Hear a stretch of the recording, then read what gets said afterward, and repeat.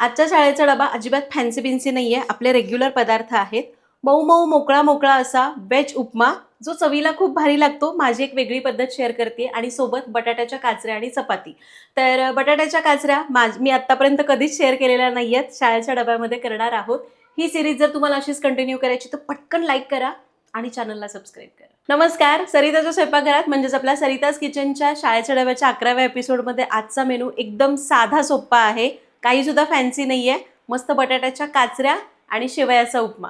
चला करूया. तर 15 मिनिटांमध्ये कणिक तिंबून दोन्ही पदार्थांची तयारी करून झालेली आहे. दोन्ही पदार्थ आपण लगेच्या लगे करून घेऊया.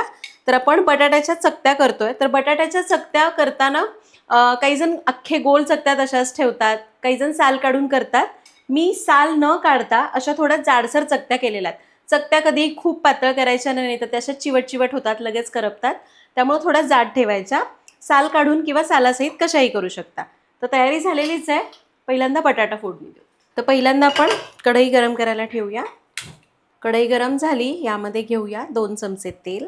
तेल गरम झालं, फोडणी करू. यामध्ये घालू मोहरी, जिरं, हिंग, कढीपत्ता आणि कांदा. कांदा मऊसर परतायचा आहे. तर इथं मी कांदा असा थोडासा पातळ पातळ लांब लांब चिरलेला आहे. एकदम उभा पातळ नाही चिरला, 4 भाग करून त्याला पातळ चिरून घेतलं. तुम्ही बारीक चिरला तरी पण चालेल. आणि शाळेचा डबा ही सिरीज आपण चालू केली आहे, पण याचा अर्थ असं नाही की प्रत्येक वेळी मी काहीतरी वेगळंच तुम्हाला सांगणार. मला असं वाटतं की शाळेच्या डब्यामधून फक्त तुम्हाला एक आयडिया मिळते की आपण काय कसं करू शकतो, आणि तुमचा रोजचा प्रश्न सुटून तुम्हाला डबा करायला सोपं जातं आणि मुलांना व्हरायटी देता येते. जसाच आजचा मेनू एकदम साधा सोपा ठेवला आहे, बटाट्याच्या काचऱ्या आणि शेवयाचा उपमा.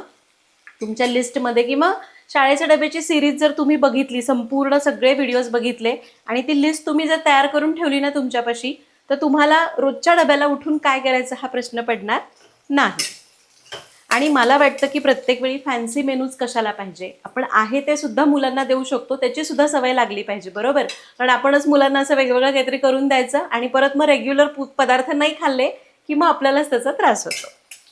बरं, तुमच्याशी बोलता बोलता कांदा परतून झालाय. यामध्ये थोडीशी कोथिंबीर घालू, सोबतच घालूया हळद, मिरची पावडर. याला मिसळून घेऊ आणि यामध्ये घालू बटाटा. चवीपुरतं मीठ आणि याला मस्त असं परतून घ्यायचं आहे.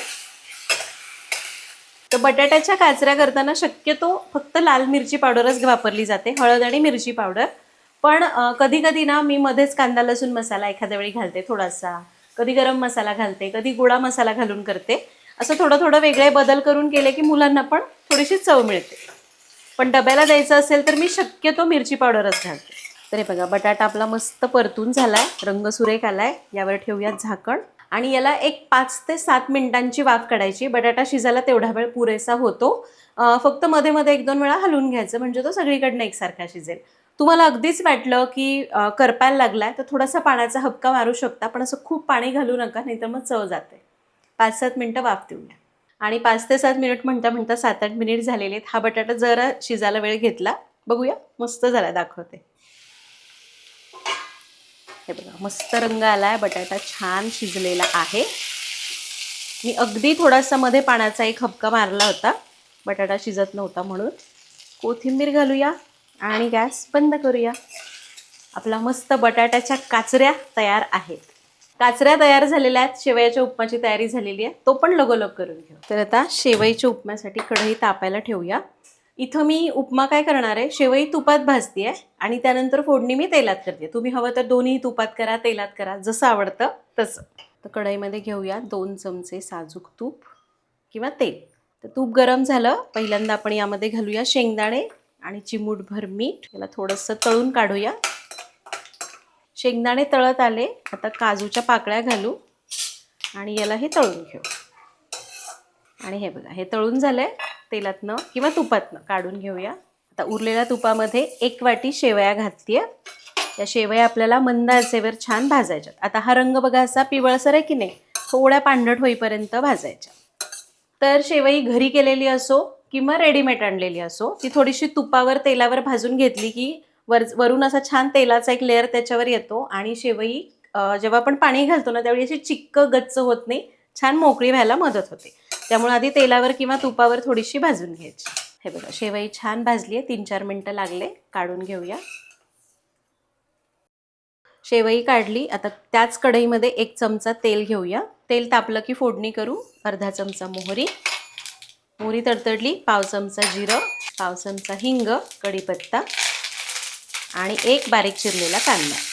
कांदा परतून घेऊया. कांदा परतला, फार डार्क करायचा नाही, थोडा मऊसर ठेवला.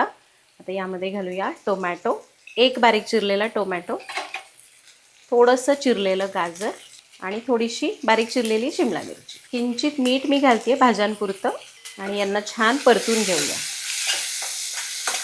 तर इथं मी शेवईचा उपमा करताना शिमला मिरची, गाजर घातलं आहे, टोमॅटो घातलं आहे. तुम्ही इथं तुमच्या आवडीच्या भाज्या वापरू शकता, जसं की एकदम बारीक चिरलेला फरसबी घालू शकता, मटार वापरू शकता. वेगवेगळ्या भाज्या ज्या मुलांना आवडतात किंवा नाही आवडत त्या भाज्या याच्यात घालायच्या, खातात मुलं. तर 2 मिनटं कांदा, टोमॅटो, भाज्या सगळं परतलं. आता यामध्ये घालूया हळद, 1 चमचा मिरची पावडर, थोडीशी धणेपूड, थोडी कोथिंबीर आणि किंचित पाणी. त्याला परतूया. शक्यतो शेवईचा उपमा हा मिरची आणि हळद घालून पिवळ्या रंगावर केला जातो, पण मी आज थोडासा वेगळा करते, थोडासा चटपटीत, म्हणून मी मिरची पावडर आणि धणेपूड घातली आहे. झालं. आता याला परतून घेतलं. आता पाणी घालायचं. पाण्याचं प्रमाण बरोबर पाहिजे. बाजारातली जर शेवई असेल तर जेवढी शेवई आहे त्याच्या 1.5 ते दुप्पट पाणी चालतं, आणि जर घरी केलेली शेवई असेल तर पाणी थोडं कमी घाला. 1.25 ते 1.5 कप पाणी बास होईल. पाणी घालताना मी गरम घालते. आपण 1 कप शेवई घेतली आहे, 1.5 ते पावणे 2 कप पाणी घालू. मीठ चवीपुरतं. याला मिक्स करू आणि एक उकळी आणू. आणि हे बघा मस्त उकळी आली आहे. आता या उकळत्या रश्श्यामध्ये आपल्याला शेवई घालायची. तर लक्षात घ्या, तुम्ही जेव्हा शेवई घालता त्यावेळी रस्सा उकळता पाहिजे. किंवा तुम्ही आणखी एक करू शकता, शेवई आधी सगळ्या भाज्यांमध्ये भाजून घ्या आणि मग वरून पाणी घाला, पण ते पाणी गरम पाहिजे. आता मी शेवई घातली. याच्यावर झाकून याला 5-6 मिनिटाची वाफ काढायची. फक्त मध्ये एकदा हलवून घेऊ आणि 5 ते 7 मिनिटांनी बघूया. मी याला मध्ये एकदा हलवून घेतलं होतं आणि आपला हा छान रंगावर शेवयाचा उपमा किंवा वेज शेवई उपमा तयार झालेला आहे. यावर घालूया चिरलेली कोथिंबीर, तळून घेतलेले काजू आणि शेंगदाणे जे पूर्णपणे ऐच्छिक आहेत, आणि याला मिक्स करू. आणि हे बघा किती एकदम छान मोकळा मोकळा उपमा झाला आहे. तुम्हाला सांगू का, हा जो उपमा आहे किंवा उपीट म्हणू शकतो आपण, हे गरम असताना बऱ्यापैकी थोडंसं तरी बांधून असतं, पण हे गार झालं की असं छान मोकळं मोकळं होतं. त्यामुळे डब्यामध्ये दिलं तरी सुद्धा लगदा होईल का, चिकट होईल का असा प्रॉब्लेम येणार नाही. फक्त तुम्हाला पाण्याचं प्रमाण लक्षात ठेवायचं आहे. घरी केलेल्या शेवया असतील तर जेवढ्या शेवया तितकंच पाणी वापरा, त्यापेक्षा थोडंसं जास्त घ्या. आणि जर अशा मार्केटमधल्या रेडीमेड भाजलेल्या शेवया असतील तर 1.5 पट ते 2 कप पाणी घालावं लागतं. शक्यतो 1.5 पटच पाणी घाला. तर अशा प्रकारे आपण नाश्त्यासाठी शेवईचा उपमा केला आणि मोठ्या डब्यासाठी आपल्या बटाट्याच्या काचऱ्या आणि त्याच्यासोबत चपाती जी मी उपमा शिजत असताना तयार करून घेतलेली आहे. तर आपले दोन्हीही साधे सोपे नॉन फॅन्सी डबे तयार झालेले आहेत. जर तुम्हाला शाळेच्या डब्याच्या अशाच आयडियाज हव्या असतील, कधी छान, कधी फॅन्सी, कधी रेग्युलर असे सिरीज बघायचे असेल तर पटकन सबस्क्राईब करा. भेटूया पुढच्या भागात. Happy cooking.